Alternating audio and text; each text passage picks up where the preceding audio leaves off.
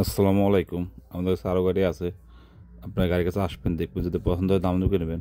এবং একটা গাড়ি বিক্রি করলাম, সেই গাড়ি দেখানোর চেষ্টা করব। আসসালামু আলাইকুম ভাই। ওয়ালাইকুম আসসালাম ভাই। ভাই এই গাড়ি কিনলেন আপনারা? হ্যাঁ ভাই। ভাই গাড়ি কিনে কোন জায়গা থেকে আইছেন? আচ্ছা, মিরপুর তো ভাই। ভাইয়ের নাম? দুলাল।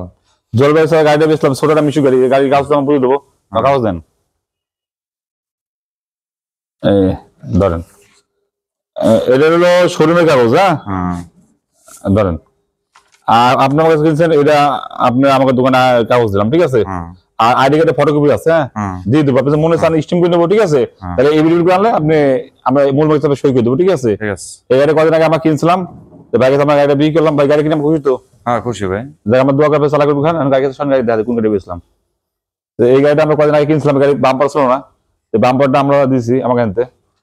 আর এই পদ্মা এই গাড়িটা আমরা দুই তিন দিন আগে কিনছিলাম এক মুরব্বী চাচার কাছ থেকে। পিছিয়ে বাম্পার ছিল না, আর পর্দা ছিঁড়া ছিল। তো আমরা গাড়ি কাজ করতেছিলাম, তো বড় ভাই আসলো মিরপুর থেকে। এর আগে ভাই আমার কাছে একটা গাড়ি কিনে নিয়ে গেছিলো, তো উনি আবার আসলো। তো উনি গাড়িটা পছন্দ করছে।